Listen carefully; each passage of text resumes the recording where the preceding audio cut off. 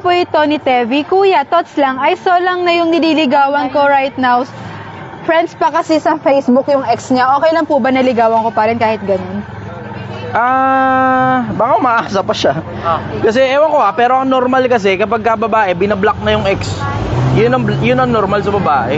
Sa mga lalaki, wala naman kami masyadong pakialam tungkol sa ganung bagay. Kung i-block ko, hindi, ayos lang. Pero sa mga babae, normal sa kanila, binablock So out of the usual yung kapag hindi binlock. Maliban na lang siguro kung mga matured enough na kayo to stay, kung hindi man friends, hindi enemies, acquaintances lang, diba? Matured enough na kayo, okay lang siguro yun. Ilang order to, brother? Okay. May kanin? Wala. Okay. May 10 piso ka? Di mo naman, baka meron. May kanin ng order kasi nilagyan.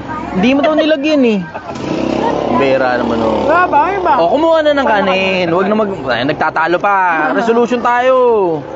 Sige, go. Next question. Tanong naman po. Kita nyo kung gaano kahirap magnegosyo, no? Nagbabanggaan yung dalawang ulo. Ayan, tanong po na hindi ko maintindihan ng pangalan. Naniniwala po ba kayo na ang Pilipinas ay ang au pair? Mahirap nang hanapan ng pruweba kasi masyado nang matagal na panahon yung nakakaraan. Mahirap nang hanapang pruwebang katibayan na ang Pilipinas ay au pair Pero merong possibility yun, geographically. Pero masyado kasing malawak yung tinutukoy na lugar kung saan nandun yung au pair Masyadong malawak kung hahanapin mo sa Biblia. Mahirap tukuyin na eksaktong Pilipinas talaga yung tinutukoy nila ron. Yun ang sagot ko ron. Next question. Tanong naman po ni Kopi, ano daw pong binibenta mo dito? Sinigang na baka to. Sinigang na baka. Gail, kailangan mo ngayon i-recite kung ano-ano yung mga gulay na nandito sa sinigang na baka. Huwag ngumunguya pa. Nguya ka pa Hindi. Pwede kayo mag-shoutout kung trip nyo Alive tayo ngayon. Pwede kayo mag-shoutout. Sige, go. Next question.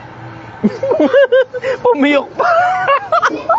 Sakit na pumiyok pa si Gil. Sige. Next question. Next question po tayo. Ininom ko. Ayan, tanong po ni Roar. Okay. Saan ka daw banda nakapwesto? Nandito ako sa Mahabang Parang, Barangay Hall, Angono Rizal. Mahabang Parang, Barangay Hall, Angono Rizal. Mula alas 10 hanggang alas 3 ng madaling araw. Alas 10 ng gabi hanggang alas 3. Minsan, pag hindi pa sila pagod, mga alas 4. Sige, next question. Good evening! Wait lang. Sir Chess? Okay. Wait lang po may sabihin lang po. Sabihin mo na diretso, Gil. Wala na tayong plastic na malaki, wala na tayong stock kahit sa bahay. Paano? Bibili na lang po dyan. Sige. Sige na. Go. Bili ka na ng brother. Bigyan mo na siya ng pera. 7-Eleven? Hanap ka na lang. Hindi ko na masasabi. Pumunta ka ron sa doon sa nagtitinda ng Pares. Tag dito. Hindi pares yun yung kanin, yung binibila natin ng kanin. Doon ka sa kanila bumili. Sabi mo para sa akin. Pero para kay Chester ka mo. Yak. Yeah, go next question. Tanong naman po ni EJ, Sir, ano po bang mas mapapayo mo? Maging single mom o maging dalaga na lang habang tumatanda? Nagtatanong? Lalaki? Babae. EJ? Yeah, babae. Okay. Hindi ko sinasuggest parehas. Kasi, okay, sige. If you look into the perspective, sige, tama. Hindi ko sinasuggest parehas kasi you're asking lesser of evil Hindi yan yung hindi yan yung optimal na, alam mo yan, na buhay na gusto mo Na maging single ka forever o maging single mother ka forever. You would want to have somebody na para talaga sa'yo. Tapos yun ang makakasama mo habang buhay na magre-raise ng pamilya, magkakaroon ngayon ng tatay yung anak mo, meron ding nanay, meron tatay, kumpleto ngayon. Versus yung mamimili ka, kung magiging single ka habang buhay, okay lang yun. Kung magpapakabating ka para sa karya ng langit. Kasi may mga ganun sa Biblia nagpapakabating para sa karya ng langit. Pero meron din naman na single sila habang buhay, ang dahilan kasi ayaw lang talaga nilang mag-asawa, ayaw din nila mag-anak. Okay lang naman yun, it also works as well. It also works. Pero pag tanda mo, 'di ba? Alam mo yung konseptong ang lungkot kasi tumanda na ikaw lang mag-isa. 'Di ba? Gets mo yun?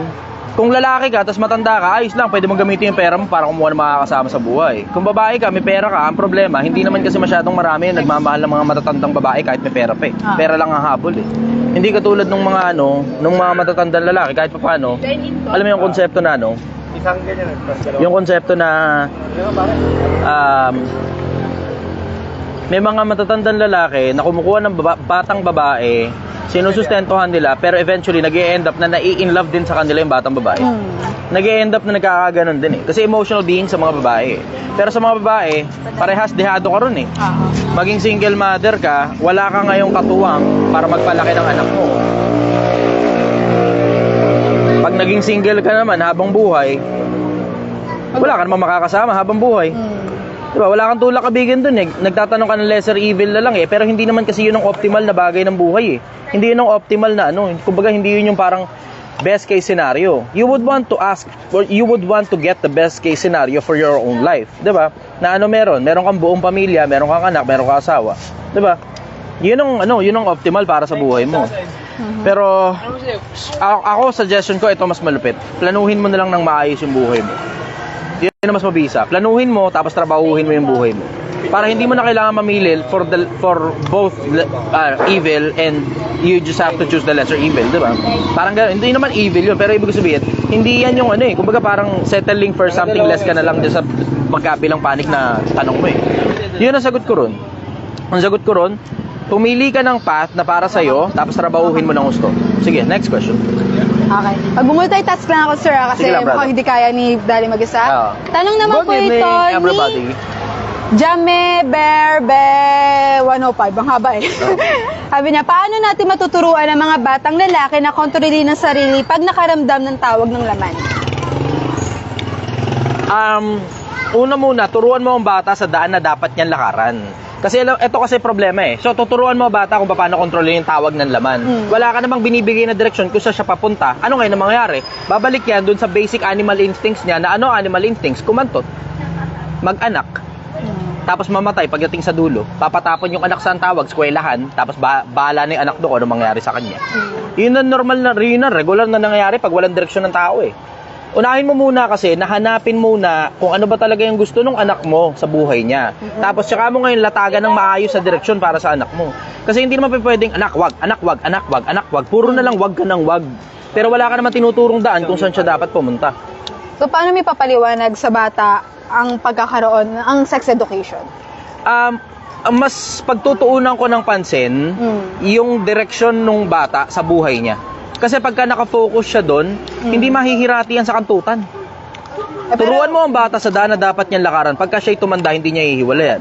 Ngayon, tuturo mo ngayon sa bata na, oh, anak, may animal instincts, di ba? Pero dapat may direksyon ng buhay mo. Pag may direksyon ng buhay mo, then you go full speed ahead. Kung magdodoktor ka, merong enough na distraction sa isip mo para hindi mo ngayon maisip na kumantot ng kung sino-sino at mambuntis ng kung sino-sino. Bakit? Kasi gusto mo maging doktor, gusto mo maging abogado, gusto mo maging engineer, gusto mo maging sikat na artista, etc., etc., etc. Yun ang sagot ko ron.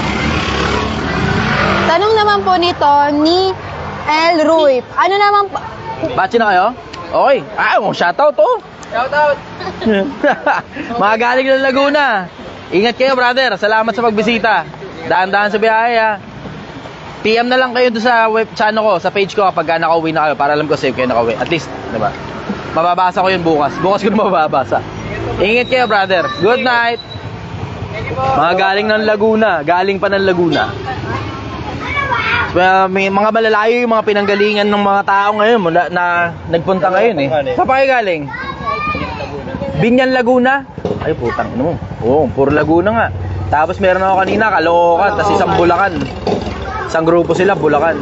May mga nag-rides pa nga dito, galing ng kabila eh. Medyo malayo-layo eh. La Union. La Union. Nung nakaraan yun, Ngayon wala naman La Union. Aray.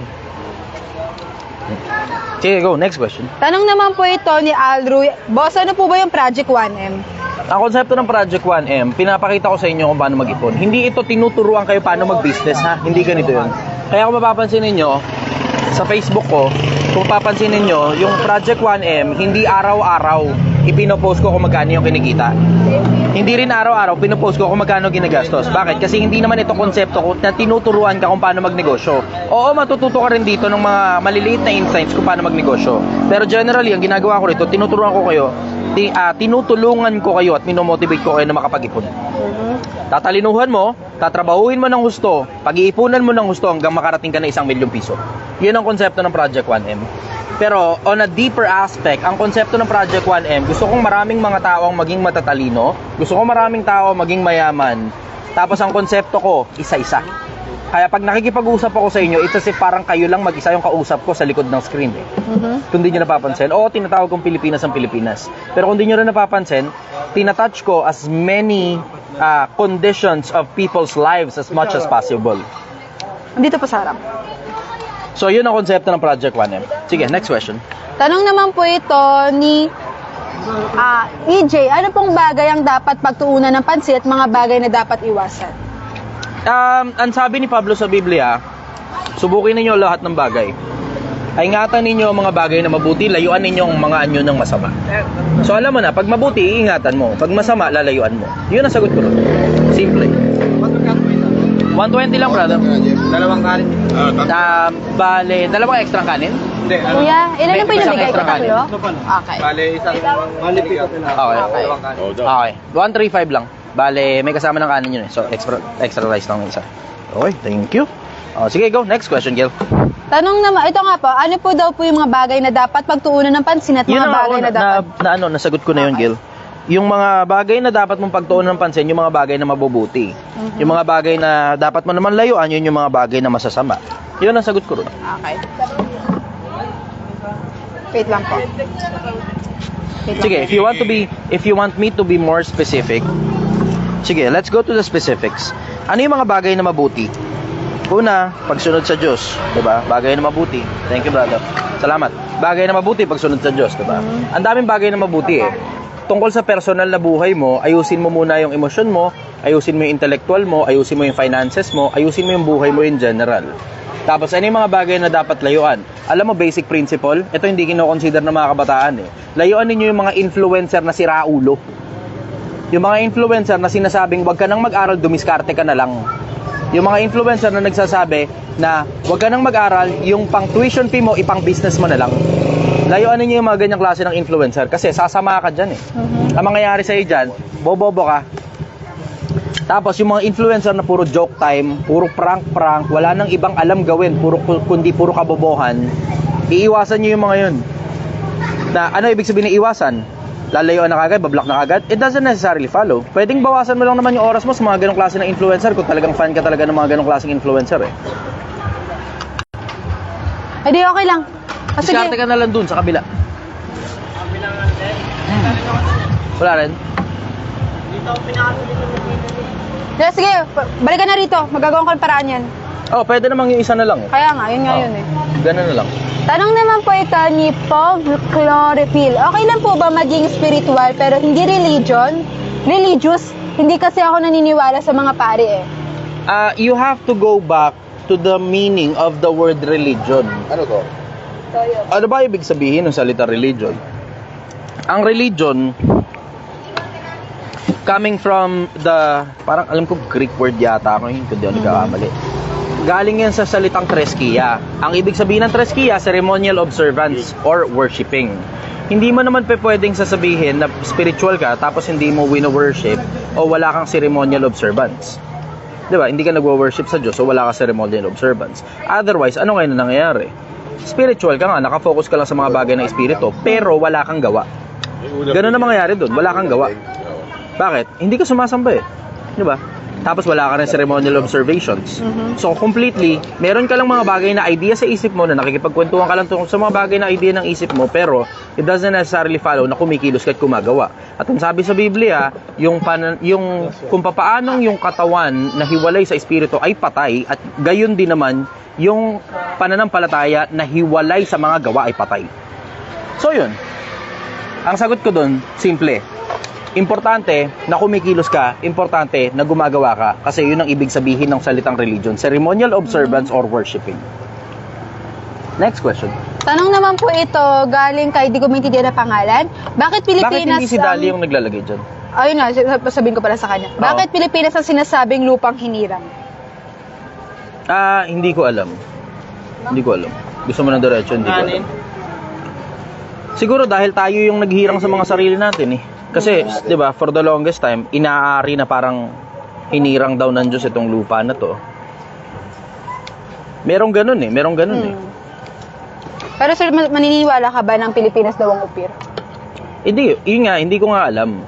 Hindi ko alam. There's just no way of telling. Kasi kung ultimo yung mga historians natin, hindi naman kiniklaim yun na ang Pilipinas ang Ophir. Hindi mo naman alam eh. There's just no way of telling kasi masyado nang matagal na panahon yung lumipas tapos kulang-kulang yung mga ebidensya para suportahan yung claim na ang Pilipinas ang Ophir. Diba? Pero ang tanong, hindi naman kasi tungkol sa Ophir eh. Ang tanong, tungkol sa lupang hinirang. Ngayon, when you say hinirang, sino ang naghirang? At bakit hinirang? Ang sagot ko doon, diretso, hindi ko alam. I haven't studied history well enough, lalo na yung lupang hinirang na kanta, para sabihin kung sino ang naghirang na tinutukoy nung kung sino man yung gumawa nung kanta. Hindi ko alam. Pwedeng sabing hinirang ng Diyos yan, pwedeng hinirang natin ng mga sarili natin. Pero at the end of the day, yung salitang lupang hinirang, hindi ko talaga alam kung sino ang naghirang. Yun ang sagot ko dun. Ang matatanong mo lang dyan kung sino yung mga historians or siguro kung sino yung nag-compose. Which is napakatagal ng patay nung nag-compose ng lupang hinirang. Yun ang sagot ko dun. Tanong naman po ito. Sige lang, brother. Tanong po ito ni Dean. Paano po if controlling Dito. Sige, Yan. nakikinig ako. Paano po if controlling and bossy ang class officers kahit class representative po ako? Yun, thank you. Okay. Tanong ako isa. Salamat, brother. Okay, paano kung controlling? Matuto kayo na pakinabangan yung mga controlling na mga klase ng officers ninyo. Paano? Pwede mo silang mapakinabangan as a takdog. Kunin mo kagad ang loob. Sa isang kwarto, sa isang malawak na kwarto, na punong-puno ng mga tao, kung sino yung merong matang hindi mo gusto ang itsura at tingin sa'yo. Brother, sandali lang. Naka-live ako. Sorry. Salamat. Okay. So, as I was saying, yung mga taong may hindi mo gusto ang paningin sa'yo, yun na kagad yung unang-unang lalapitan mo. Para wala ka ng kaaway. So, kukunin mo loob ng mga tao na yun para hindi sila controlling. Pwede kang umarting nagpapakontrol sa kanila eh. Diba? Maliban na lang siguro kung ikaw mismo yung class president kung tawagin. Class representative yes, siya yung class representative. So, siya yung class president. Parang ganun. You have to be in charge. Kailangan mong maging ikaw yung in charge. Paliwanag mo lang sa kanila ng diretso. Pasensya na kayo, siguro maunawaan nyo naman ako. Pero hindi lahat ng suggestions ay mapagbibigyan. Ngayon, tatanungin nyo sa akin, bakit hindi lahat ng suggestion mapapagbigyan? Kasi pag nag-suggest kayo at ginawa ko yung suggestion nyo at pumalpak, kasalanan ko yun. Ako masisisi. So, kailangan nyo maintindihan that I have the authority, pero ang ibig sabihin ng authority na yun, responsibilidad din yun na pag pumalpak, kasalanan ko. Kailangan ko ipaliwanag ngayon yung mga bagay-bagay. So, hindi uubra na kayo ang masusunod. Bakit? Kasi pag pumalpak, ako masisisi, hindi naman kayo eh. Yun, paliwanag mo lang yung ganung parte. Even better if you know manipulation. Even better if you know manipulation. Kasi yung mga yan, mga control freak, pwede mong maging attack dog yung mga yan. Nako, sama-sama tayo rito. Tayo nagmamaneho nitong klase na to. Tulungan nyo ako na mapasunod yung mga iba. Kailangan ko ng tulong ninyo para manatili na merong kaayusan itong sistema. Kaya kung ano man yung gusto mo, titignan natin kung mapapagbigyan natin. Pero as much as possible, susubukan ko pagbigyan kayo kasi para-paras tayo officers. Ganon. Ganun ko mamanihuhin yun kung ako man yung class representative. Hindi ko mamamain yung mga tao na yun kasi sasakit ang ulo mo, may position din yung mga yun. Ang pwede mong mamain yung mga yung mga walang posisyon. Pero yung may mga posisyon, hindi mo gugustuhin nasa loob kayo ng isang classroom, araw-araw kayo nagkikita, tapos may posisyon din yung mga kasama mo na mga kaaway mo. Patayin ko na ba to? Apo, sir, please. Thank you Okay, po. sige. Next question. Nakuha niyo yung Pilipinas?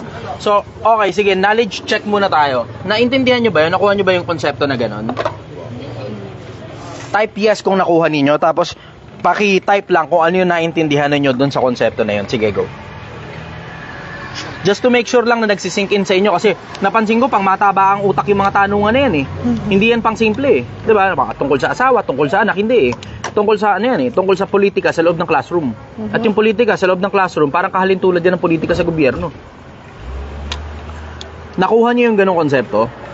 Sige, type nyo nga muna kung ano yung mga naintindihan nyo just to make sure na nakuha ninyo kung ano yung ibig ko sabihin. Sige, next question. Tanong naman po ito ni R.R. Rashid. Lods, ano pong masasabi mo sa mga taong racist sa mga kapatid nating mga Muslim? Hindi racist yun. Hindi naman kasi race ang Muslim eh. Religion yun eh. Discrimination kung tawagin. Discrimination. Hindi naman diretso yung mga taong nagdi-discriminate, sa mas madalas sa pagkakataon, malita utak niyan. mahina ulo. Mahina. Ano, ang tawag dyan, generalization. Na kapag ka nandito ka sa ganitong category, ito yan. Pag nandun ka sa ganong category, ito yan. Nakakala nila, kilala nila lahat ng tao. Merong common patterns, merong common denominators. Ano yun? Ay, inopen ko kasi live din eh. Sa Multiverse. Sige, pwede, brother. So, Multitasking. ano nga ulit yung tanong? At ano daw pong masasabi mo sa mga racist natin, sa mga racist na tao sa mga kapatid nating Muslim? Yung po yung specific. Generally, mahina ulo. Sana ako kilala mo si Correct. Ernie Baron, pare. The good old days, Ernie Baron. Lagi ako nakikinig doon nung bata pa ako eh. Ano, wala tabi akin ha? Ay, Classic yun si Ernie Baron. Bago si Kuya Kim Atienza, there was Ernie Baron. yes. The good old days. Generally, yung mga taong nagdi-discriminate, mahina ulo nun para sa akin. Kasi, pwede ka namang tumutol sa mga intellectual na mga bagay, eh, 'di ba? Pwede kang tumutol sa mga ideas. Pero, lagyan mo naman ng ebidensya yung pagtutol mo, 'di ba? Lagyan mo kung ba, ayaw mo sa Muslim o sa Islam in general. Lagyan mo naman ng konting pruweba naman kung bakit ayaw mo. Hindi dahil Muslim lang ayaw mo na kagad doon sa tao. Sobra ka naman. Kung sabihin kaya ng Muslim na ayaw nila sa Kristiyano, hindi ka rin naman matutuwa kapag sa'yo din ginawa yun, 'di ba? Hindi nakakatuwa kaya yung ma-discriminate ka dahil sa religion mo. Kung tututulan yung religion mo dahil meron specific reason, yun kahit paano medyo okay pa eh, 'di ba? Then you can have a sensible conversation. Parang katulad sa akin, 'di ba? May mga taong tumututol sa mga bagay na sinabi ko sa internet. Tapos pag inahamon ko sila ng debate, lumalaban naman sila. And then we are having a sensible conversation. Tingnan mo, lagi nag-end up na friends pa rin kami ng mga taong nakakalaban ko ng debate, eh, 'di ba? May mga tao nga hinahamon ko ng debate eh. Yung iba pumalag behind the scene. Tapos nagkikwentuhan kami, tapos maligaya kami. Yung iba ayaw pumalag eh, duwag eh. Parang kilala natin, tawagan nyo sa pangalan na O tago na natin sa pangalan Bugoy. Bugoy. Diba? Ayaw pumalag eh. Pa-open na ng pako na to, sir. Sa akin, simple lang naman ang konsepto yun. Dahil mong pinagsasabi sa internet, ayaw mong pumalag, diba? Hindi naman kita dinidiscriminate eh. Ikot na lang po. Paano? Involve. Ito? Okay. Yeah, magic trick. Ba ganun, ayaw. Baka tanga lang yata ako, Gil. Tingnan mo nga. Oh. Ayan po. Pabukas na lang, di pala ibang ilaw. So, tanong naman po ito ni Rax. Lods, ano po ba ang tamang gamitin? Kasikatan para magkapera o yung totoong salita lang? Sana. Paano kasikatan o totoong salita? Ano daw po mas magandang kasikatan? Kasikatan para magkapera o yung totoong salita lang? Sa akin diretso lang, sa totoo lang ako. Dati kasi, there was a time in the past na mas maganda yung yung konsepto ng pagsasalita para sumikat. Ang tawag nila doon politically correct, 'di ba? Pero ako mas prefer ko yung totoo lang ako kasi yung kasikatan mo mananatili kapag totoong tao ka eh. Versus yung peke ka, tapos pag na-expose ka, laglag nato ka mo. Ang daming ganun Ang daming ganun. Yung mga nakaraang mga bata-batang nagyabang-yabangan, asa na sila ngayon? May mga fans pa rin, puro bata. Pero yung mga matatandang nakakaunawa, hindi mo iiduluhin yung ganong klase ng mga tao. Mas gugustuhin mo pa rin yung mga totoong taong diretso lang kung magsalita, doon lang sa totoo. Tingnan mo, 'di ba? Ang dami niyan sa internet eh, mga batang yabang-yabang na millionaire, trillionaire daw sila. 'Di ba? Ang daming ganun sa internet. Tapos pagkatapos pala itong last question na to, meron ako si brother dito magtatanong sa gilid. So, going back to sa sinasabi ko, mas prefer kong maging totoong tao. Yung sumikat man ako o hindi, it doesn't matter. Pero kung naghahabol ka talaga ng kasikatan, tapos wala talagang ikakasikat sa'yo, ayun, pwede mong subukan dun sa ganong side, yung pepekein mo, fake it till you make it. Ang problema nga lang, sa kapikean, pagka once the shit hits the fan, once the cover has been lifted, makikilala ng tao kung sino ka talaga eh, tapos sasablay ka na eh. Galing yan mula sa pagtatago. Meron kasing ganung mga ideas eh. Meron akong isang narinig dati na parang isang band dito eh, banda sila. Parang boy band ganun. Sometime around the 80s, 70s na kung hindi ako nagkakamali, duo yata sila. Tapos etong mga to, hindi pa uso yung lip sync dati. Tapos lahat ng mga concerts nila lip sync. Tapos hindi nila pinapahalatang lip sync yun. Tapos nagkukunyari silang totoo yun. Tapos nung isang araw sumablay yung isa sa kanila, nalaglag yung buong karir nila.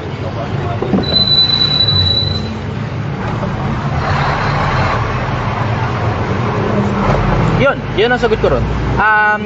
Kailangan mong galingan magtago kapag ka peken tao ka. Pero kapag ka totoong tao ka, okay lang kasi pati baho mo, nilabas mo na eh. Alam mo, pinakamagandang halimbawa dyan, si Toyo. Si Toyo, Boss Toyo. Tanga na lahat ng baho nun, nilabas niya na eh, diba? Ano pa ngayon ay pupula sa kanya ng tao? Wala na. Parang ako, diba? Lahat ng baho ko, nilalabas ko na sa social media eh. Ano pa, ipupula mo sa akin? Wala na. Alam mo, si Raulo ko eh.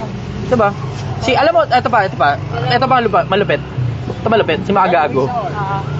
Walang makabasag sa kanya sa social media.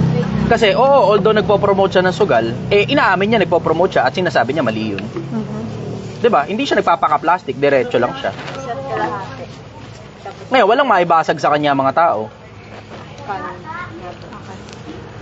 Set kalahating order daw po, sir. Tapos isang order. Tatlo? 120 lang. Kasama na kanin. Bale, isang order. Wait lang. Isang order. Tapos, dalawa. Tapos, sorry. Ano po ulit order nila? Tatlong order to, brother. Oo, brother. Okay. May extra rice? Isang order tapos Wala. tatlong kanin. Okay. Ang Bale, bahala sa'yo. 150 lang po lahat. 120 po. Okay, sir na lang po. Tama na, sandali lang. Ako yung mag-ano muna. Ako yung magsusukli muna. Tinatawag kasi yung mga babaeng nasa likod ko kasi mukhang mga minor de edad sila eh. Yeah. Kaya mo na, nagkikwentahan lang kami. 1, Ito iba to. 2, Ay, kuya ba? 3. Sir, bayad po. Wait lang. Teka lang. Madami May tayong sukli ba yan? customer ngayon. Dami Wala po. customer eh. Sandali lang gulong kami ngayon eh. Teka lang So magsasagot ako ng tanong, magbibilang muna ako ng pera. Kasi mahirap magbilang ng pera habang sumasagot ng tanong. Baka magkamali tayo ng kwento eh. Makakulangan, masobran. Good evening, brother. 1, 2, 3, 4, 5, 6. Tapos 360. So bali ang sukli mo ay 640. Brother, 640. Alright, thank you. Thank you very much. 745. Okay, 745. 745 magkano sukli? 745. 255. No, Opo, yes po. 255. Okay. At Wait sir, lang. walang sukle. Okay. Walang sukli. Okay, sakto. 250. Ano to? 250. Tapos, teka lang dali lang mabilis lang to Ako ay magsusukli muna. Papakita ko lang sa inyo kung paano gumawa ng pera, Para hindi kayo utu-utong nagsisipag sign up at nagsisibili ng mga putang inang mga courses na hindi naman gumagana. Para hindi kayo mga utu-uto, pinapakita ko sa inyo kung paano gumawa ng pera. 150. 150 sukli? Hindi po. Nakuha lang po. So, bala Okay. sukle is 350. 350. Okay. Kailang panoorin nyo lang muna kung paano ako magmukhang tanga sandali 1,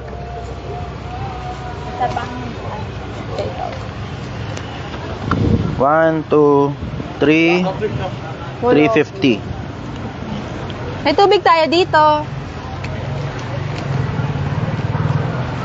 Okay, 350 ganyan to. Ikay kuya po. Dali. Abot. Okay. Okay yun. Sige brother. Ikaw question. Go. Ito sir. Dito ka na, halika dito. Sir. Dito ako sa gitna nito. Dito sa pwesto. Para kita ka sa Facebook at sa TikTok. Tanong ko sana ano ba ibig sabihin brother ng na isang high value person? Ano ang epekto nito sa kalipunan at sa isang relasyon at saka paano maging ganito?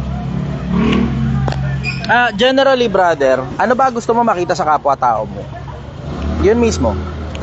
Angkinin mo lahat ng skill set na palagay mo gusto mong makita sa kapwa-tao mo.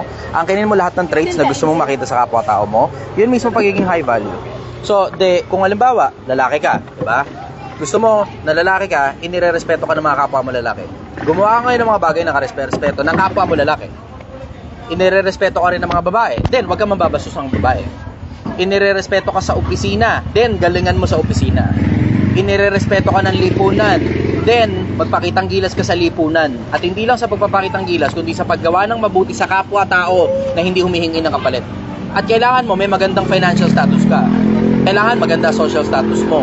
Tapos kailangan maayos ang tindig mo, kailangan maayos ang tingin mo sa mga kapwa-tao mo, hindi mo minamata ang kapwa-tao mo, etc., etc., etc., etc. Hindi naman ganun kakomplikado, brother. Hindi ganun ka-komplikado. Nalilito lang tayo sa mga detalye kasi mahabang proseso yan.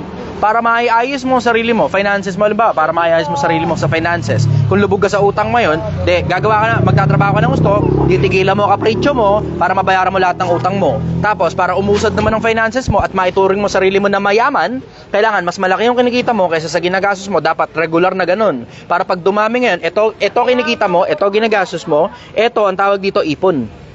Pag dumami ipon mo, makakabili kang bahay, makakabili kang kotse, makakabili ka ng lahat ng gusto mo sa buhay.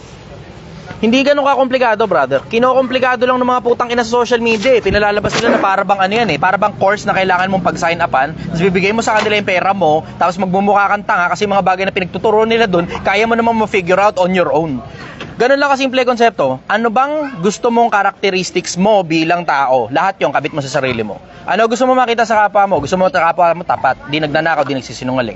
Huwag kang magnanakaw, huwag kang magsisinungaling. Gusto mo kapwa-tao mo, hindi babaero, hindi lalakero, di huwag kang ganun. Gusto mo kapwa-tao mo, naghahanap buhay ng marangal. Gusto mo kapwa-tao mo, mayaman. Gusto mo kapwa-tao mo, matino. Gusto mo kapwa-tao mo, mabuting tao. Yun. Gusto mo kapwa-tao mo, makadiyos. Ganun. Ganun kasimple konsepto. Ikabit mo ngayon sa sarili mo yun. Yun lang, brother. Salamat. And shoutout nga pala sa lahat. Microphone. Okay. Shoutout nga pala sa lahat, sa mga taga-Caloocan, tsaka Mandaluyong. Yan. Kalookan si brother. Kalookan. Maraming salamat. Isa lang yun? Okay. Thank you, brother. Okay, go. Next question. Ito po, question po ito, galing kay, shoutout daw muna, ay wait lang, kumukita, Betchay Guevara daw po. Hi, Betchay. Hello. Sa mga paborito mong pansin si Betchay. Tanong po ng Korean ng pangalan, thoughts niyo about Tambay Cup na tig 100K? Yung mga, ganito, tungkol doon kay Pio Balbuena, yung isa kasi sa mga binabanatan doon si Pio Balbuena, diba? So, maintindihan mo yung konsepto ni Pio Balbuena, diba? Na hindi naman talaga siya yung nag-o-overprice nun, na nag-o-overprice nun mga reseller niya. May mga tao kasi willing to buy kasi nga limited lang. Hindi si Pio nag-o-overprice nun. Ngayon, eto ngayon ang problema ni Pio. Yung mga cups niya, kamukha ng kung saan-saan ng mga existing na cups na sa merkado. Yung mga cups niya, kamukha ng mga existing na ano ngayon yun? Paano? Kinopia ba yun o paano ba? Pero, ngayon, tatanong mo yun, magkakaproblema ba dun si Pio Balbuena? Oo, sa mata ng publiko may problema siya. Pero legally may problema ba siya dun? Kung walang nagdidemanda, hindi siya magkakaproblema. Duda naman ako pa didemanda pa siya ng Hornets para to, di ba? Duda, hello. Sige lang, sister. Dito. Yo. Shoutout ka muna. Good evening! Ingat kayo! Dahan-dahan!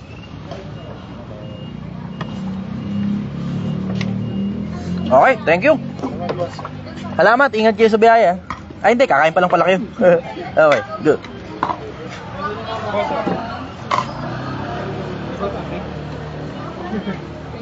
Okay, thank you. Salamat. Okay. Ngayon, going back sa pinag-uusapan natin, nagkakaproblema lang si Pio Balbuena doon legally kung idinimanda siya ng nung mga pinagkopyahan niya. Pero may problema ba siya doon overall? Palagay ko meron siyang problema ron, pero hindi legal. Ang problema niya doon, yung impression sa kanya ng mga tao bumababa dahil doon. Pero tumataas naman yung value nung Tambay Cup. Bakit? Kasi may mga tao willing to buy. 'Di ba? May mga tao willing to buy. Ngayon, it will probably matter in the long run kung tataas pa ba yung presyo noon o babagsak na. And we'll never know, time will tell. Kung mananatiling mataas ang resale value no bababa yun. Kasi ngayon parang tangina yung Tambay Cup niya nakapresyo ng kotse na Naka 200,000 ang huling check. 'Di ba? Nakapresyo na ng second hand na kotse Na parang 'di ba 90s na Honda Civic. Tanginang yan, di na naka Honda Civic. Kaya ngayon nasa top naka-spaceship. Tanda ko pa panahon ng tagtuyot. Talagang lito na ako kung saan ba ako susuot. Buti na lang inagali ko. Kapatakanin? Bale, 60 pesos yung 40 pesos yung suklera. Okay. Next question. Tanong naman po ito ni Boss Samil. Idol, ano pong masasabi ninyo sa mga magulang na bumabagsak ang anak, hindi na pag-aaralin ng college? Sometimes that makes sense. Hindi sa lahat ng pagkakataon, pero sometimes that makes sense. Naputang na, napunta sa basurahan yung piso, sayang. Ayun, nakuha ko pa. Tangina, kala ko sumuot na sa ilalim Okay, ito. Hindi yan yung galing sa basurahan, ha? Piso yun. Thank you, ha. Salamat. Okay, bale, may 10 piso ka, sister. Wala po. Okay lang, akong bahala sa'yo. Akong bahala sa'yo. Ano nga ulit yung tanong? Ayan po. Idol, ano pong masasabi ninyo sa mga magulang na pag bumagsak Ingat kayo, ang ha. anak? Salamat. Dahan-dahan kayo sa biyahe. Okay. Tinakasa yung dalawang anak. O, ingat kayo, ha. O, pag bumabagsak yung anak, Di na pag-aaralin ng college. Sometimes that makes sense. 10, 20, 30, 40 pesos. Thank you. Sometimes that makes sense. Minsan nagme-make sense yun. Bakit? Kasi kung hindi na interesado yung bata na mag-aral, hindi maglolokohan na lang kayo pag pinapag-aaral mo pa ng kolehiyo yan. Sayang lang pera, sayang lang oras. Ano to? Sinigang na baka? Sinigang na baka. 120 lang to, brother. 110 pag walang kanin. 110 lang. Sarap to. Ito ang pinakamasarap na sinigang sa buong mundo. Ilan? May rice? Tabi mo rito, brother. Ilan? Baka mahagip ka. 120 po. Yan, pwede na dyan. Okay. Sometimes that makes sense. Pag hindi naman na-interesado yung bata, di ba? Pero ito nga suggestion ko sa inyo. Bago pa dumating dyan sa punto na nagkakaproblema na kayo kung pag-aaralan nyo pa ba o hindi, dapat yung bata, nilagyan nyo, sinaksakan nyo na ng interest na mag-aral. Paano gagawin yun? Ang tawag nila doon, positive reinforcement. Ang tawag, positive reinforcement. Turo ko sa inyo to. Malaking pakinabang ito, lalo na sa inyo mga magulang. Mga magulang, pakinggan nyo muna ako. Lahat ng ginagawa nyo, kung hindi naman sobrang importante, pakinggan nyo muna ako. Type yes kung nakikinig ka ngayon. Live yan. Okay lang, brother. Walang problema ron. Sige, type yes kung nakikinig ka na ngayon. May mga nag-yes na. Naikot yung ano. Ikutin ulit natin. Okay. Ang tawag dito, positive reinforcement. Effective ito lalong-lalo na sa mga bata. Pagka ang bata, para kang, ang konsepto, para kang nakakita ng pusa. Diba? Pag nakakakita ka ng pusa, tapos tuwan-tuwa ka talaga sa pusa, nakita mo yung reaction mo. Ganon ang gawin mo every time may gagawing tama yung bata. Positive reinforcement. Kasi may mga magulang kasi, pag may ginawang mali, Take out. todo react. Pero pagka may ginawang tama, wala, deadma lang. Totoo. Mali baliktad kayo Diba? Dapat pag may ginawang mali, ko-correct mo, pero hindi ka masyadong mataas ang emotion, hindi masyadong mataas ang reaction. Kasi manonormalize sa bata yung kapag mali yung ginagawa ng bata, ganun pala yun, pag mali pala yung ginagawa ko, mataas ang emotion. So dapat ako rin, pag nagkamali kapwa-tao ko, dapat mataas din ang emotion ko. Mali sablay Balik na rin ninyo, yung mataas na emotion nandun sa tamang ginagawa ng bata. Ang bata pumasa sa eskwelahan, palakpakan nyo ng gusto, ipasyal nyo ng gusto, tapos tuwan-tuwa kayo. Ang bata nakagraduate, tuwan-tuwa kayo, pasyal nyo ng gusto, tapos enjoy nyo buhay. Tapos every time may gagawing tama yung bata sa eskwelahan, every time may gagawing tamang bata sa buhay niya, andun kayo para dun sa positive reinforcement na ang nire-reinforce nyo ng husto at nilalagay nyo ng matitinding emosyon yung mga magagandang bagay na ginagawa ng bata. Yung mga mali, palalampasin nyo na lang. Walang kanin. Okay. Yung mga mali, palalampasin nyo na lang, lalo na kung hindi naman sobrang, alam mo yun, sobrang bigat ng ginawa ng bata. Nahulog yung pinggan, basag, mo na. Hindi naman sinasadya yun diba? Sino ba naman bata gusto nakakabasag ng pinggan, diba? Sabihin mo, hindi, tanga, bla bla. Oo nga, andun na nga tayo, doon nga sa tanga, diba? Pero pagsabihan mo lang, hindi naman gusto rin ng bata na mahulog yung pinggan Sabihin mo kung paano eksakto dapat hawakan yung pinggan para next time hindi na mababagsak. Tapos pag tama naman ang ginawa ng bata, wag mo tangina deadma lang, patay mali siya lang, di ba? Hindi, pag tama ginagawa ng bata, dapat positive reinforcement ka, tuwa ka dapat sa ganun. Para masanay yung bata na kapag maganda pala yung ginagawa ko, tangina tutuwa magulang ko, sige gagalingan ko pa sa buhay. Hindi yung kung kailan tangina matanda na, tapos nagko-kolehiyo na, tsaka ka ngayon maghahabol kung pag-aaralin pa ba o hindi na. Di ba? Wala, ang masasabi ko lang sa inyo, alam niyo naman siguro sa sarili ninyo kung ano gagawin ninyo, di ba? Alam niyo naman sa sarili niyo kung paano gagawin ninyo, Gil. Alam niyo naman sa sarili niyo kung paano gagawin niyo sa pagkokolehiyo ng anak ninyo, 'di ba? Isipin mo yung konsepto na magkokolehiyo nga, hindi naman niya gusto yung kurso, hindi rin niya gustong mag-aaral. Tapos wala na talagang interest yung bata sa pag-aaral. Ano yun? Ito. Na brother. Hindi ko pwedeng i-announce baka marinig Ako lang ito-type. Okay. Tama na lang. Naintindihan niyo yung Pilipinas, ang tawag positive reinforcement.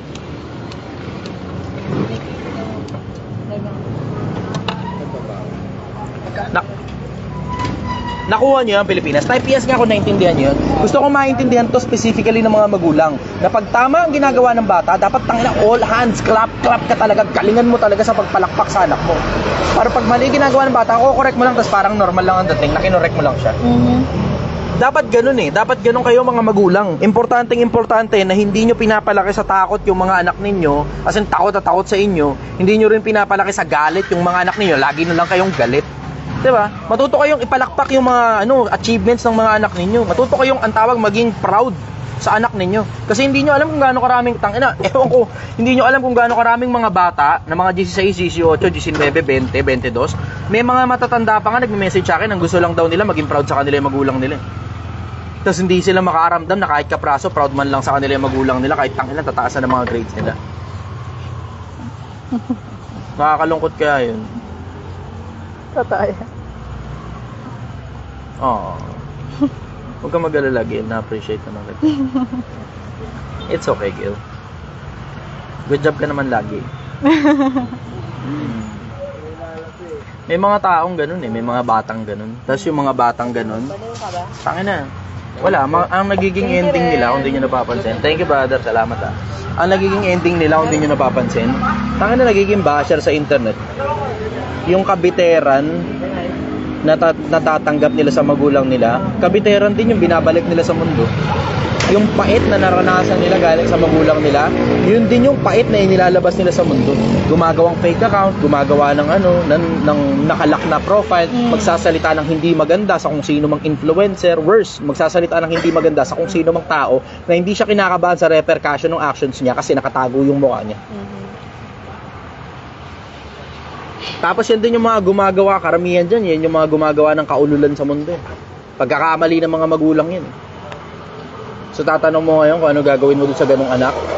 Alam mo, diretso lang ha, alam niyo naman na kung ano gagawin niyo sa mga anak ninyo kapag hindi na interesado sa pag-aaral. Alam niyo kung ano gagawin niyo sa mga anak ninyo pag hindi na interesado sa pag-aaral. Tinatanong niyo na lang sa akin para i-confirm ninyo kung tama ba yung mga desisyon ninyo. Pero ang totoo, in the first place, dapat talaga tinuruan mo na yung anak mo kung paano paano maging magaling sa buhay. Ang tawag positive reinforcement. Now minsan, konting appreciation lang naman galing sa magulang, tangina maligaya na yung bata, gagalingan niya na sa eskwelahan eh. Konting appreciation lang mga magulang. Eh, ang hirap kasi sa inyo, masyado kayong matataas ang mga ere ninyo, ayaw nyo nang ibaba yung mga ere ninyo na pakita man lang sa mga anak ninyong natutuwa kayo sa mga bagay na ginagawa nilang tama. 'Di ba? Mga magulang, mag-aral muna kayo paano maging magulang, putang ina. Mag-aral muna kayo kung paano maging magulang. Bago kayo mag-anak, mag-aral muna kayo paano maging magulang. Maraming mga tao, hindi nga marunong maging magulang, nag-aanak na kaagad eh. Yun ang sagot ko ron. Sige, next question. Uy, relate ako doon. Enjoy ka ron ah. Hindi na naman talaga kailangan na appreciation. Ba't umiiyak ka, Gil? It's okay, Gil. Na-appreciate naman kita eh. Inaramdaman sa pamilya yung appreciation. Tanong naman po ito ni David John Rote. Good morning, Sir Chi. Ano ba ibig sabihin ng Nephilim sa Biblia? Thank you so much. Asa yung cellphone ko? Nakalive po. Oo. Hindi kasi ako masyado mahilig pagbasa ng... hindi ako, hindi ko... Yung English kasi hindi ko masyadong... Alam mo yan?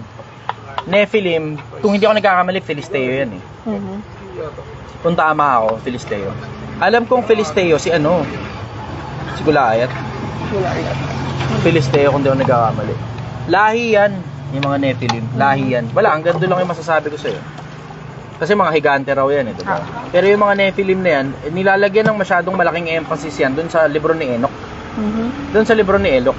Pero ang problema kasi, hindi ko mai-suggest sa'yo yung libro ni Enoch kasi alam ko talagang hindi si Enoch ang sumulat ng libro na yun. Alam kong hindi si Enoch ang sumulat ng libro eh. Okay pa. Ay, Sir Chess na lang po yung bayad. 360? Tatlo? May kanin, sister. 360? Thank you.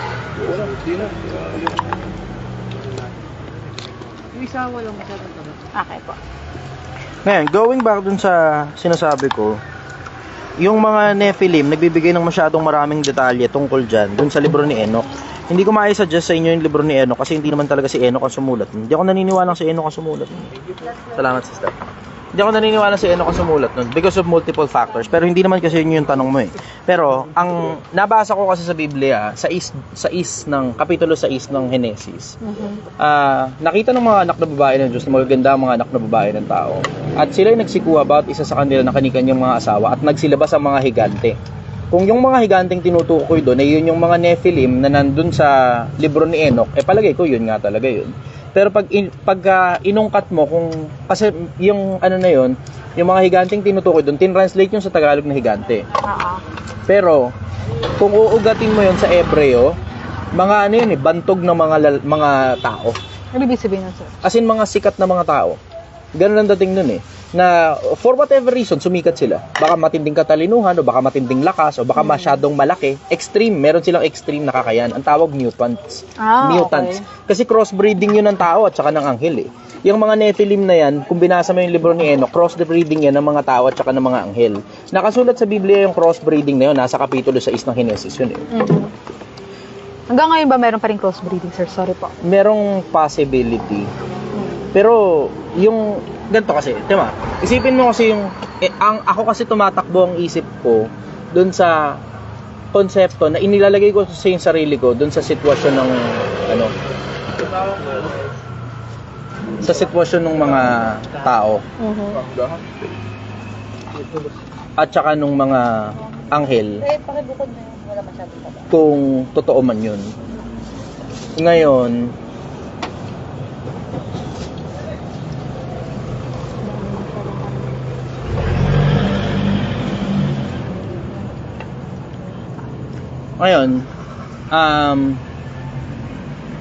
nilalagay ko yung sarili ko dun sa sa ganong sitwasyon. Nangyayari pa ba ngayon yung crossbreeding na yun? Hindi ko alam. Pero isipin mo yung konsepto na ang mga anghel meron ding kalayaan na sumunod sa Diyos o lumabag. So kung meron pa rin silang kapasidad na gawin yun ngayon, meron pa rin. Kung ginagawa pa ba nila yun, merong possibility. Pero maaaring baka hindi na nila ginagawa masyado. Ang dahilan kasi nangyari na yung nangyari dun sa panahon ni Noe. Ang nangyari dun sa panahon ni Noe, yung mga tao na yun na kin-crossbreed, kinulong yun Namatay yung mga yun kinulong sa ilalim. Okay. Diba alam mo na yun diba? Narinig mo na yun galing sa akin. Nagaling din naman sa Biblia. Sa Biblia ko rin binasa yun Kinulong yun sa ilalim. Good evening. So, alam mo yun, nakita ng mga anghel kung ano nangyari pagka kin-crossbreed nila tao. So, merong tendency rin siguro, baka may possibility din doon, ng mga may sinamang anghel din siguro doon. Baka, hindi naman natin alam Hindi natin alam kung may mga isinama ba doon sa ilalim ng lupa. Diba? Na kinulong. Hindi ko alam. Pero, ang sigurado ko, meron pa rin kapasidad ang mga anghel na mag-crossbreed sa mga tao. Hindi naman nawala yun Kasi wala ka namang mababasa sa Biblia tinanggal ng Diyos yung kapangyarihan ng mga anghel Wala ka mababasa ng ganun Kahit nga si Satanas tuloy-tuloy lang sa mga bagay na ginagawa niya So, yun, hanggang dun lang muna siguro yung sagot ko sa isang piraso na yun. Masyado nung lumawak na Okay. Tanong naman po ito ni Mon. Advisor for fresh graduate na nagkaroon na ng experience ng existential crisis, how to overcome it? Kailangan mo ng purpose sa buhay.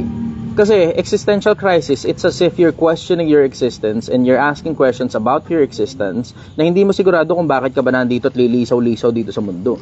Kasi, if you look at the broader perspective, ano nga naman ginagawa kasi natin dito? Diba, isipin mo yung konsepto na nandito tayo sa isang lumulutang na bilog na planeta sa gitna ng kawalan, tapos sobrang daming tao dito, so anong ginagawa natin dito? Magkakaroon ka talaga ng existential crisis if you look at it that way. Pero if you look at the perspective na lahat tayo, merong dahilan yung gumawa kung bakit tayo ginawa. Habang hinahanap mo ng hinahanap at tumatrabaho ka para mahanap yung dahilan kung bakit ka ginawa nung gumawa sa'yo, natatanggal yung existential crisis mo. Kasi busy ka Busy ka saan? Sa paghanap sa dahilan kung bakit ka ba ginawa nung gumawa sa'yo. At sa pagtatrabaho para mahanap mo yun. Ngayon, you go to the old books. Kasi ako, ganun ang ginawa ko Dati ako may existential crisis. Di ko alam kung ano ginagawa ko rin sa putang inang planeta na to. Diba? Alam mo yun, ang dami-daming tao sa paligid. Tapos, ni isa dyan sa mga tao na yan, hindi ko naman kinikilala ng mga kadugo ko. Kasi yung mga kadugo ko nga, mga totoong kadugo ko, kupal. Normal. Bakit? Ako rin naman, kupal din naman ako eh. Pwede pare-parehas kami nagkakupalan. Di ba? Ganun lang naman yun eh. Tapos ngayon, ano nangyari? Anong nangyari? Naging mag-isa ako sa isang malawak na mundong punong-puno ng tao. Ganun na nangyari. Tapos paglipas ng ilang panahon, kakahanap sa dahilan kung bakit ba ako nandito sa putang inang mundo na to, na punong-puno ng tao at ang dami-daming masasamang tao rito, at ang dami-daming bobong tao rito, na hindi alam kung ano ginagawa nila sa mga sarili nila, na nakaka-damage sila ng kapwa-tao nila. Kahit nga mga influencer, may mga influencer bobo eh. Diretsahan lang tayo, may mga influencer bobo talaga. Na hindi nila alam na nakaka-damage sila ng kapwa-tao nila. Good evening. Hindi nila na alam na nakaka-damage sila ng kapwa-tao nila at wala silang pakialam sa mga buhay na nadadamage nila kasi yung mga nagpakamatay na tao, hindi naman sasabihin nun na dahil kay ganito kaya ako nagpakamatay. Dahil kay ganong influencer kaya ako nagpakamatay. Hindi nyo kasi nakita yung mga bangkay nila eh. Kaya kayo, tuloy-tuloy yung kabobohan ninyong mga influencer eh. Diba? Ngayon, lumitaw ngayon ako sa social media paglipas ng ilang panahon, nung panahon ng pandemya kasi nasuya ako sa mga putang ina. May mga kabataan na tumulong sa akin para sumigat ako. Pero ang totoo nun, nasuya talaga ako sa social media. Pupunta ka sa TikTok, kalug-kalug na susot, tuwad-tuwad. Pagkatapos mo magbate, wala na. Wala ka na ibang mapanood dun. Panahon ng pandemya, wala ka masyado mapanood sa sa TikTok eh. Pupunta ka naman sa Facebook, puta, puro prank naman at saka joke time, puro kaululan, puro kabobohan, wala akong makitang katinuan eh. Wala akong makitang katabaan ng utak. 10 piso po. Yun ang nangyari. Kaya ngayon ako lumitaw sa social media. Tapos, paglipas ng ilang panahon na nasa social media ako, ang gusto ko talagang mangyari, lumitaw yung mga taong mga matataba ang utak na mga may PhD, na mga may doctorate degree, yung mga talagang dapat talaga pinakikinggan ng mga matataba talaga utak. Yun ang gusto ko eh. Wala akong marinig na ganun masyado sa internet eh. Salamat. Salamat po. Para sa kanila yan, para sa mga tao. Thank you may po. nag-tip, salamat. Nag-tip daw, Justin. So yun, isipin mo yung konsepto na Nag-tip. na kaya ako lumitaw sa internet para sana makahatak ng mga matataba utak na magsasalita pa sa internet kasi hindi naman ako madamot eh. Hindi ako madamot sa kasikatan. Binibigay ko yung kasikatan kahit kanino bibigay ko. Huwag mo lang gagamitin sa kaululan. Kasi babanggain talaga kita pag yung kasikatang bigay ko sa iyo, gagamitin mo sa kaululan. Magbabanggaan talaga tayong dalawa doon. Pero kahit kanino, hindi ako madamot. Kahit kanino bibigay ko yung kasikatan. Kung sino may gusto ng kasikatan, huli ka, punta ka rito. 'Di ba? Sisikat ka. Tingnan mo, ito nga si Gail, di ba? Wala kayong kamalay-malay. Paglipas ng ilang panahon, wala rin naman siyang sariling social media page. Meron siya personal na account, pero wala siyang page. Pero tingnan mo, nagpapapicture na ngayon ng mga tao sa kanya. Kilala niyo na rin si Gail eh, di ba? Kilala niyo na si Gail eh. Meron kayong insight kung sino si Gail. Alam niyo na matalinong babae ito. Meron pa, brother, umabot ka pa. Nakita, alam niyo na matalinong babae si Gail. Alam niyo ayaw niya ng carrots. Alam niyo na, 'di ba? Alam niyo na kung good night, brother. Alam niyo kung ano itsura niya, 'di ba? So, ibig sabihin, siya mismo kahit wala siyang social media page, nakikilala na siya ng mga tao at nagpapapicture na rin sa kanya mga tao. Kasi, pwede naman, brother. Kasi hindi naman ako madamot eh. Kahit sa kasikatan, hindi ako madamot. Whether it be money, whether it be power, whether it be fame, kung ano man na meron ako, sinishare ko sa mga kapwa-tao ko, hindi ako madamot. Pero, syempre, you have to consider na pinipili ko rin kung sino pagbibigyan ko.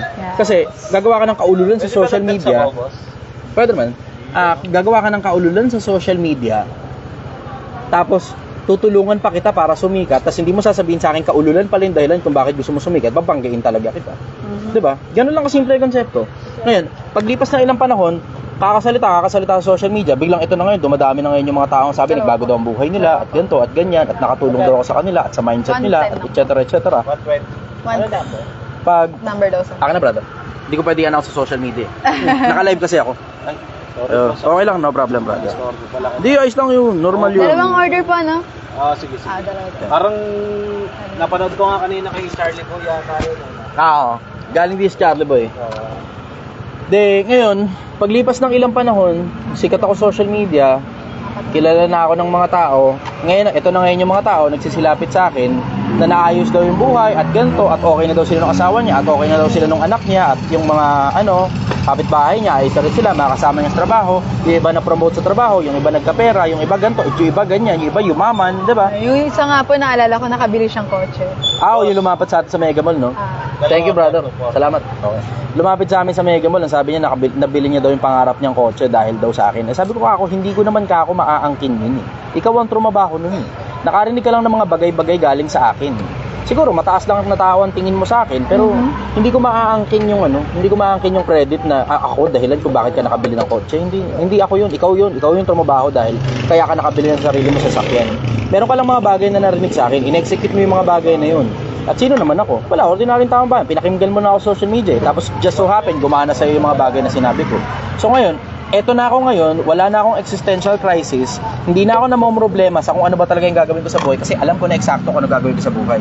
Ang gusto ko, makatulong ako sa mga kapwa-tao ko, as many people as possible before I die. Wait lang po siya. Naglolo ko yung TikTok eh. Okay lang. Nagpapa-verify po siya. Tapos di ko pumapindot. Papa-verify na Ayan o. Current flow. refresh to try again. Ayan, wala, kinancel ko. Oh, Refresh po. refresh. Ayan. Oh. Naglolo ko nga. Oh, okay lang. Kahit naman ma-restart yan eh. Okay lang. Restart ka na lang po. Restart mo na lang. Sige, okay, next question. Ayan, wait lang po sir para sa next question. Hindi kasi ako makaka-check ng Facebook eh. Kailangan pa magbukas. Ito, tanong naman po ito. Ito, pwede nga kayo mag-shoutout yun. Pwede kayo mag-shoutout. Idol, babag-greet naman ako sa pamangkin ko, Berting. Oh, sige. Pangalan pa mga mo? Kaibigan ko Carl. pero si Justin. Carl Hire. Carl, pinapabati ka ng tito mo. Happy birthday daw. Galingan mo sa buhay Shoutout rin sa Golden Sapa. Oh, shoutout daw sa Golden Sapa. Galingan niyo dyan sa Golden Sapa Kaya susunod, Golden Dagat na kayo Susunod niya, Golden Lakers na kayo. Sige. Ano yan? Upload yan. Eto, Naka-live live nga to, po. live. Oh, hindi to kailan i-upload, live talaga to. Gusto mo, halika na to, shoutout dito. Shoutout ka dito. Shoutout na lang. Halika dito. Kaibigan ko si Justin. Oh, halika na nga rito kasi. Ano mo muna, kabit mo muna yung stand mo. Oh, ayan, sige. Oh, Justin, halika rito. Oh, shoutout ka muna. Galing Tondo pa. Galing daw Tondo. Oh, sige, shoutout. Shoutout. Panalo. Tapos pwede ba shoutout niya sa akin? Oh, halika. Oh, sige. Trabuhan ko. Oh, sige. Shoutout sa trabaho niya. Shoutout sa Isaw House, Marilaki at Taytay. Yung pala yun. Lagi akong kumakain dun eh. Hanapin niyo ako, Isaw House. Ano ka pala lagi? Marilaki Nice, at Taytay. Oo. Diyan yung sa no? Sa Ortigas Extension. Oh, sarap na Panasonic. Oo, yun nga yun. Lagi akong kumakain dun eh. Oo, sige. Akong bahala sa'yo. Tip ka sa akin. Mag-assist ko. Yan. Okay, sige. Okay. Ayan, wait lang po sir. Sabaw na to, boss. Gusto mo ba extra pa? Plastic mo nga siya ng isa pa. Sige. Thank you, boss ha. Balik kayo anytime. Salamat. Maraming salamat ha. Ingat kayo sa biyahe. In-import ko pa yan. Galing Tondo, boss. Ay, Yeah. 24 hours daw po ba sir? Golden Sapa. Okay, go. Sa Tondo. Take out Saan the sa Tondo? Ugbo. Doon lang ako pumesto sa kabila nun eh. Sa 10th Street. Sa Aroma. Sunugan nga rin eh. Nagbigay nga ako eh. Sunugan dun eh. Every now and then, napapadaan lang. Pero ngayon, hindi na masyado kasi dito na ako. Project ko na to eh. Ingat kayo ha. Dahan-dahan kayo sa biyahe. Good night. Bye-bye. Okay, sige. Let's go. Going back. Tanong naman po ito ni Jofel Bautista. Hello Idol, ipinaliwanag po ba sa Biblia kung paanong paraan ang gusto ibig sabihin ng Diyos ang pagsamba sa Kanya? Ay, maganda. Napakaganda. Oo, ipinaliwanag ng Diyos. Actually, yung buong Biblia nga, pagpapaliwanag niya yun. Kung paano niya gusto sambahin siya. Meron kayong mga taong nakita sa Biblia na sa pagsamba nila sa Diyos, hindi natutuwa ang Diyos. Hagay 2:11. Walang kabuluhan ng pagsamba nila sa akin na nagtuturo. Hagay 2:11. Habakuk 2:18. Kapag walang kabuluhan ng pagsamba nila sa akin, na nagtuturo ng pinakasinungalingan, na yung lumuluhod sa larawan, ayaw ng Diyos yun eh. Habakuk 2:18. Maraming talata yun all throughout the Bible. Ayaw ng Diyos yung lumuluhod ka sa larawan, sa rebulto. Ayaw ng Diyos yun. Ngayon, magkasama loob nyo sa akin. Kasi ako naman tinanong nyo ako, di sasagot lang ako. Kung di naman kayo nagtanong, hindi naman ako sasagot diba? Basahin mo buong Biblia, tignan mo, ayaw ng Diyos nun. 5, 7, 8, 9 ng Deuteronomio. Ako ang Panginoon mong Diyos na naglabas sa iyo sa lupain ng Ehipto. Huwag kang magkakaroon ng ibang mga Diyos sa harap ko. Huwag kang gagawa para sa iyo na larawang inanyuan, kawangis ng anumang bagay na nasa itaas sa langit, nasa ibaba sa lupa, nasa tubig sa ilalim ng lupa. Huwag niyong yuyukuran sila o paglilingkuran man, sapagkat akong Panginoon Diyos ay mapanibughuing Diyos na aking dinadalawang katampalasanan ng mga magulang sa ikatlo at sa ikaapat na salin ng apopoot sa akin. Ayaw ng Diyos na gumagawa ka larawan, ayaw ng Diyos luluhod ka dun sa larawan na ginawa mo. Ayaw niya nun. So tungkol sa pagsamba, maraming mga bagay na hindi gusto ang Diyos na ginagawa ng tao. Ang dami, ang dami. Paano ang gusto ng Diyos na pagsamba? Yung pagsunod sa utos, karampatang pagsamba.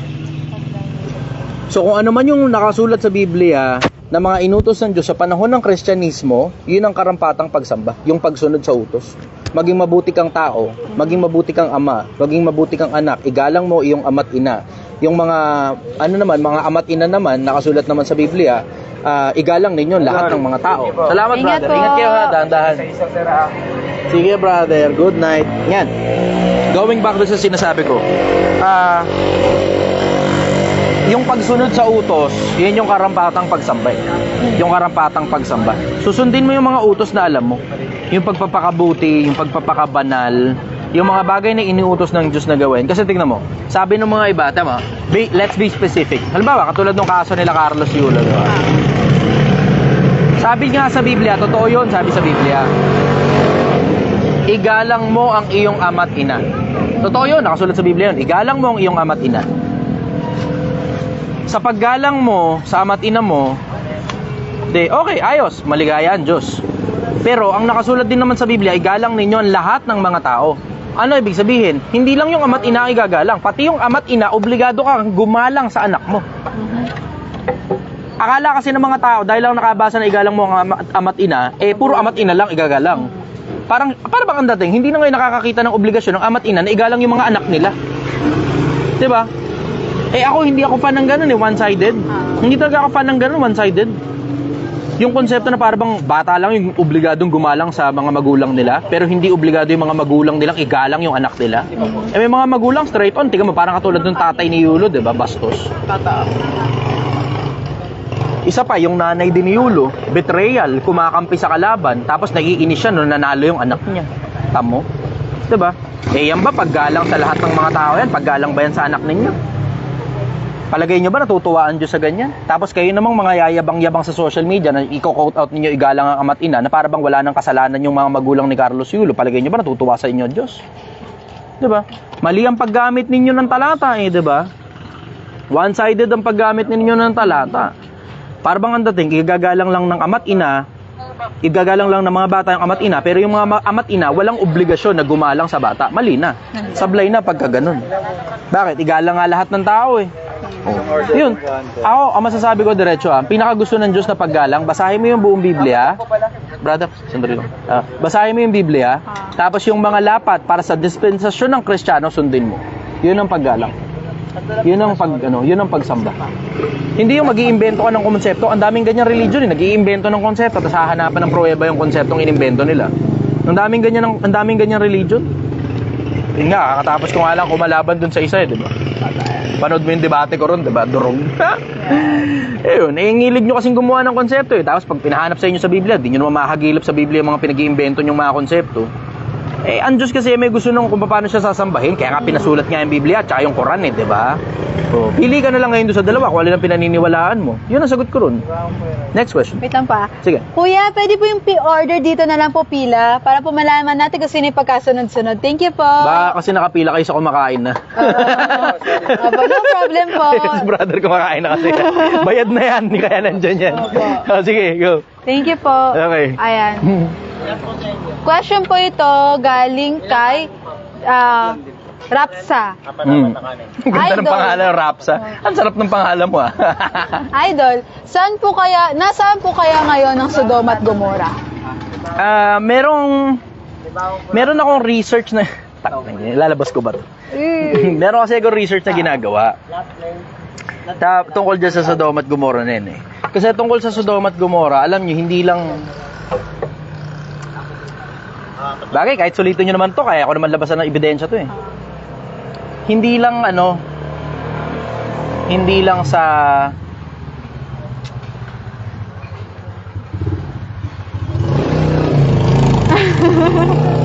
iniisip ko, ilalabas ko ba eh.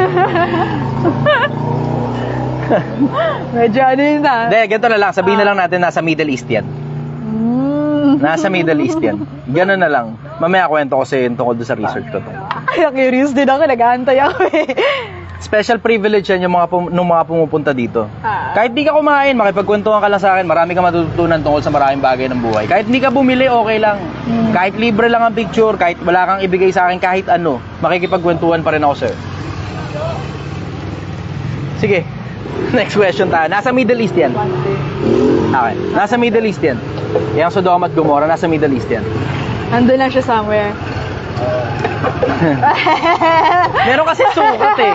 Di ko, alam mo, bababuringan lang kayo sa akin. Merong sukat kung nasan banda. May sukat yan kung saan banda. Tapos pag inungkat mo, itong bayan na to, nakakonekta daw sa ganitong bayan na nakasulat sa Biblia. Tapos itong ganitong bayan, buhay pa rin hanggang ngayon yung bayan na yun. Tapos bilang ka ng ganitong sukat, nandun yung parang malapit na dun yung Sodoma at Gomorrah. Kasi hindi lang naman yung Sodoma at Gomorrah yung niyari ng Diyos eh. Pati yung mga nakapalibot na bayan dun eh. Akala nung iba, Sodoma at Gomorrah lang. Hindi, pag binasa mo Biblia, pati yung mga nakapalibot na bayan, winasak din. Sunog din. Akala na iba, Sodoma at Gomorrah lang. Pero... basta. Aantayin ko yung kwento mo. Pagka may gustong humamon sa akin ng debate, yan, ilalabas ko yung mga yan. Ilalabas ko yan. O baka gusto nyo pumunta rito, ganun, pagkwentuhan lang natin yung mga bagay-bagay ng buhay. Sige. Alam mo, dahan-dahan ako sa paglalabas ko sa social media eh. Kasi, yung, Wala na.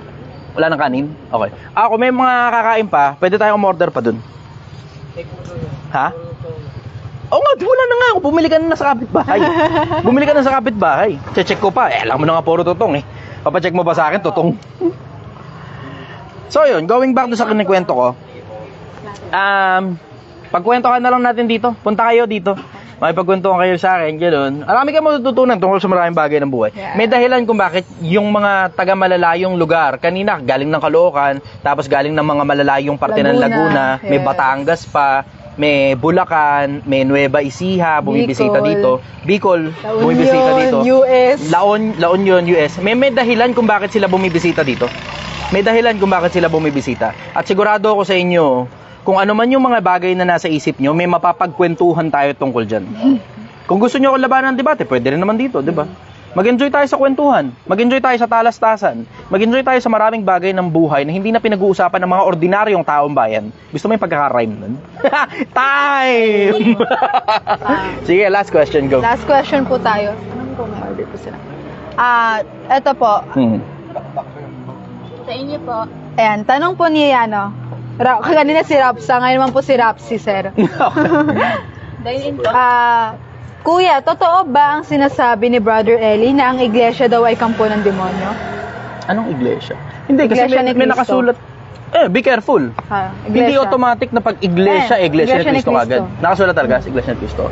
Hindi ako naniniwala dun sa sinasabing iglesia ni Cristo kampo ng demonyo.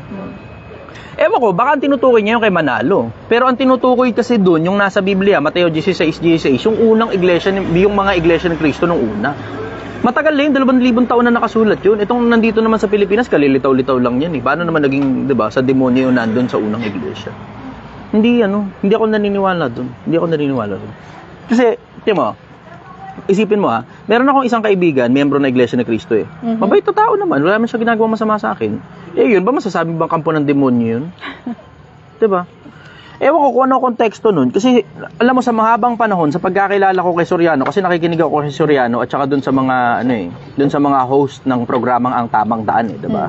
Sila, Ramil Parba, sila Paul, sila Kabularan. Nakikinig din ako, pati kay Joe Ventilacion. Kasi, isa nga sa mga paborito kong debatista si Joe Ventilacion ng Iglesia ni Cristo Paborito ko ring debatista si Eli Soriano kasi for obvious reason ang dami-dami niyang debate tapos yung mga debate alam mo yung halos wala akong makitang debate niyan talo siya. Gets niyo yung konseptong ganun? Gets niyo yung konseptong ganun? So alam mo, naiintindihan niyo yung konsepto ngayon na alam mo yung magkabilang panig na yun pinakikinggan ko. Ngayon, sa pakikinig ko dun sa magkabilang panig na yun, naririnig ko yung Iglesia ni Cristo, naririnig ko rin yung si Eli Soriano. Hindi ganun kung humatol si Eli Soriano. Hindi siya ganun eh. Sa pagkakilala ko sa kanya, hindi siya ganun. Maaring mali ako. Pero duda akong isang buong religion sasabihin ni Soriano na sa demonyo. Ang malamang, siguro, management, yun pwede pa. Pero yung mga miyembro, kapananampalataya lang yun eh. Sablay naman yung kapag sinabi mo, pati yung mga nagsumasampalataya doon, kampon din ng demonyo, nananampalataya lang yun doon eh. Maliban nilang niloloko sila, kung niloloko man sila, di ba? Much like, parang katulad halimbawa ng kaila Soriano, di ba? Maliban ng mga miyembro ni Soriano, kung niloloko lang sila ni Soriano, di ba? Hindi naman nila alam yun eh. Ordinaryong taong bayan sila. Di ba? Ganun yung konsepto. Ngayon, yung mga ordinaryong taong bayan na sumasampalataya doon, di ba naman masasabing kampo ng demonyo yun?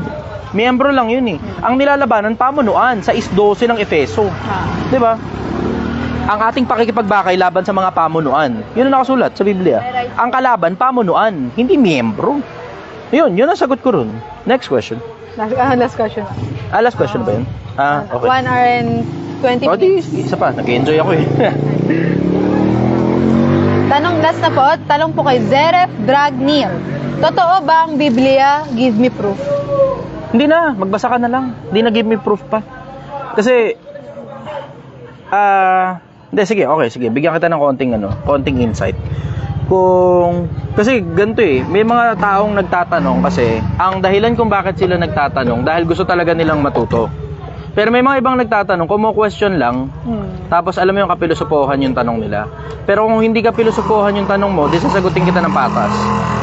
Hindi kasi ako, parang, alam mo yung konsepto na panatiko ng isang religion, na hindi, totoo ang Biblia, 100%. Hindi ako ganun eh. Hindi, totoo ang Quran, 100%. Hindi ako panatiko niyan. Hindi ako ganun eh. Pero alam mo, may mga key points kasi na magtataka ka kung paano nila naisulat yung mga bagay na yun. Sa panahong, alam mong primitive pa yung knowledge ng mga tao at hindi katulad dito sa panahon natin. Diba? Halimbawa, yung science of fingerprinting, nakasulat kay Job, diba? Na tinatatakan niya ang kamay ng bawat bagay na may buhay. Diba?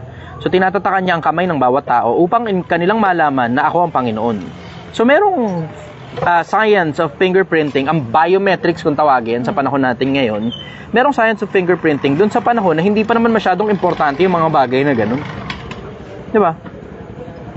Ngayon, sabi ng mga scientifico, it will take about close to 60 billion people, 50-60 billion, para magkaroon ng 2 tao na parehas ang fingerprint. Wala pa naman tayong 8 billion eh. So kung magkaroon man ng 2 tao na parehas ang fingerprint, ang possibility niyan, yung isa patay na, o yung isa buhay pa. Kasi kailangan mo ng at least 50 to 60 billion individuals para lang magkaroon ng 2 taong parehas ang fingerprint. Ganong katindi yung konsepto. So that being said, para daw, ang sabi, pruweba daw yun na malaman mo na mayroong Panginoon. Yung science of fingerprinting, tinatatakan niya ang kamay ng bawat bagay na may buhay. Isa pa, yung konsepto na ang mundo bilog, 40:22 ni Isaias. Siya na nakaupo sa balantok ng lupa. He who sitteth in the circle of the earth. Ngayon, merong konsepto na ang mundo bilog sa isang panahon na ang paniniwala ng mga tao, ang mundo flat, at pag pumunta ka sa pinakadulo, mahulog ka. Yung paano nila nalaman yung mga knowledge na yun. Tapos yung Henesis, yung pagkakasunod-sunod ng paglalak. Diba? Na inuna daw muna yung mga hayop sa dagat bago yung mga hayop sa lupa. Ba yun sa akin Basahin yung Henesis. Tignan mo yung pagkakasunod-sunod. Alam mong nagme-make sense yung pagkakasunod-sunod na nakasulat sa Biblia eh. Ngayon, that being said, paano nalaman ng mga tao na nauna yung mga hayop sa dagat bago yung mga hayop sa lupa? Kung hindi pinasulat yun ng someone na nandoon nung panahon na lumilitaw yung mga yun. Diba? Kasi pwede mong sabihin din, mas mataas yung karunungan natin ng mga tayong nandito sa lupa. So ano ibig sabihin? May malaking possibility na tayo yung nauna para matuto tayo ng ganito katitinding karunungan. Pero hindi eh. Ang nakasulat sa Biblia, nauna yung mga hayop sa dagat bago yung hayop sa lupa. Tapos, tsaka huling-huling ginawa ang tao. At ang mga scientifico, baffled dun sa konsepto na yun eh. Paano nalaman ng mga tao na yun? Nung mga panahon na yun, primitive pa ang wisdom nun eh, knowledge nun eh. Hindi pa naman ganun kalawak sa buong mundo yung knowledge ng mga Ehipto eh. Diba? So isipin mo yung konsepto na nung mga panahon na yun na isinulat ang Biblia sometime around 3,500 years ago, panahon ni Moises. Nauna daw yung mga hayop sa dagat, tapos sumunod yung mga hayop sa lupa, tapos huling-huling ginawa ngayon ang mga tao. Paano malalaman ngayon yun nung kahit nga sa panahon natin ngayon, yun ang sinasabi ng scientifico eh. Pero nung panahon na yun, paano nila nalaman yun? Diba? Weird eh. Question mark sa ulo ko yun eh. Tapos, nakasulat din sa Biblia na yung mundo nakabitin sa kawalan. Which is yun talaga yung nakasulat. Isa pang pruweba, yung alam mo yun, overflowing yung dami ng mga ebidensya eh. Ang nakasulat sa Biblia, ang mga bituin, naluluma, namamatay. Ganon din ang nakasulat sa Quran, ang mga bituin, naluluma, namamatay. Diba? Ngayon, with the technology that we have, meron na tayo ngayon. Ngayon pa lang tayo officially nagkaroon ng pruweba ng black hole. Na ang black hole, patay na bituin. Bago lang yan eh. Alam mo ba, bago lang yan. Wala pang 10 taon nakakaraan nun nung nakakuha tayo ng pinakaunang-unang picture ng black hole dito sa mundo. Yung dami ng mga bagay na nakasulat, isinulat na libo-libong taon na nakakaraan, na ngayon pa lang natin napapatunayan, baffling ako eh. Baffling yung knowledge na yun eh. Hindi ko alam kung paano nangyari yun, na natuklasan nila yung mga ganong bagay noong mga panahon na hindi pa naman ganong kalawak ang teknolohiya. So, wala. Yun yung mga bagay na yun yung mga bagay na pruweba na merong foreknowledge. Kasi ang sabi ng Diyos, narito, sinasabi ko sa inyo ang wakas bago pa, something to the effect na, sinasabi ko sa inyo yung wakas sa pasimula pa lang. Para pag nangyari, malalaman ninyo ako, Panginoon. Merong ganong talata kay Isaias eh, na sinasabi niya na yung mga bagay sa dulo, na mangyayari sa dulo, dun pa lang sa simula. So, simula pa lang, nasasabi niya na kung ano dulo. Ang dahilan doon para malaman mo daw na siya ang Panginoon. So, yun lang muna masasabi ko. Pero masarap-sarap na kwentuhan yan kung pupunta kayo rito eh. Sabi ko nga sa inyo, punta kayo rito eh. May dahilan kung bakit dinadayo itong lugar na to ng napakaraming iba-ibang mga tao sa iba't ibang mga lugar. Ang inaantay ko nga, yung Visayas, kung meron mang lilitaw dito galing ng Visayas o galing ng Mindanao eh. Kasi nakikita ko yung mga iba na taga rito, merong mga Muslim na kumakain dito eh. Bakit? Hindi man halal certified ito, wala kasing touch ng baboy ito eh. Kahit kapraso. Lahat ito purely pur baka lang talaga to. Kanin. Go pa tayo. Damihan mo na, 200 mo na, sir. Sige. So yun lang muna masasabi ko pansamantala. I hope it brings you clarity. 100 lang pala, sir, sorry. I hope it brings you clarity na ayoko naman sabihin totoo yung Biblia, pero at least at the very minimal, merong mga ebidensya kasi na na kailangan mo talagang i-consider eh. Hindi pwedeng i-disregard mo na lang yung mga bagay na nakasulat, na libo-libong taon nang nakasulat, na ngayon pa lang sa panahon natin ngayon natutuklasan. Hindi mo pwedeng i-disregard yun na basta mo na lang sabihin, hindi totoo yung Biblia. Diba? Merong mga bagay na nagpapatotoo sa Biblia eh. Katulad nun, ibigin mo ang iyong ama't ina. Tama naman yun eh. Igalang mo lahat ng tao. Tama rin naman yun eh. Diba? Yung ibigin ninyo pagkakapatiran, tama naman yun eh.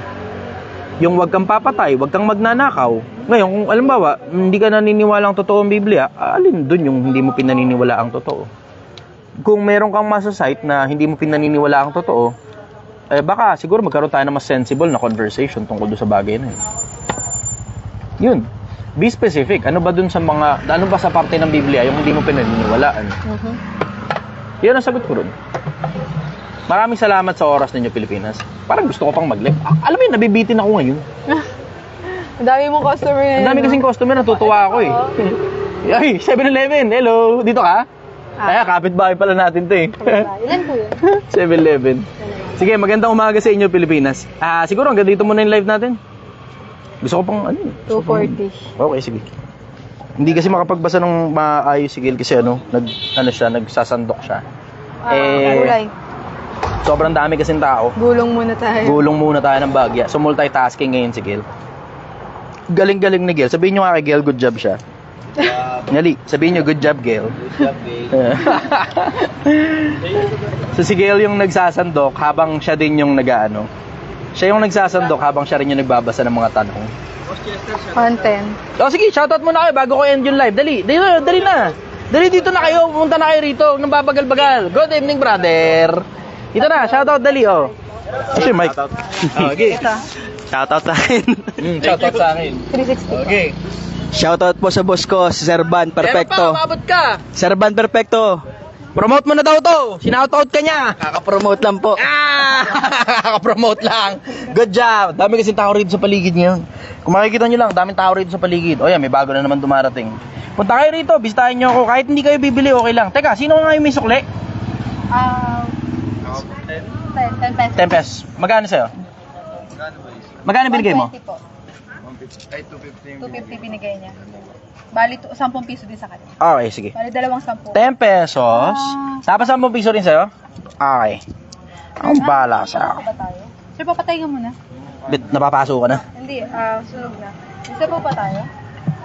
Asan si ano, brother? Pinabiling bigas. Bumiling ka? Ha? Ay, kanin. Putang inagin. Pinabiling bigas daw. Nakalay pa pala tayo, no? Nakalive pa tayo. Kalimutan mo yung off. Dahil lang, sukli mo muna dun. Ha? Umabot ka pa. Teka, end ko muna sandali live ko. End muna tayo. End muna natin yung live. Magandang gabi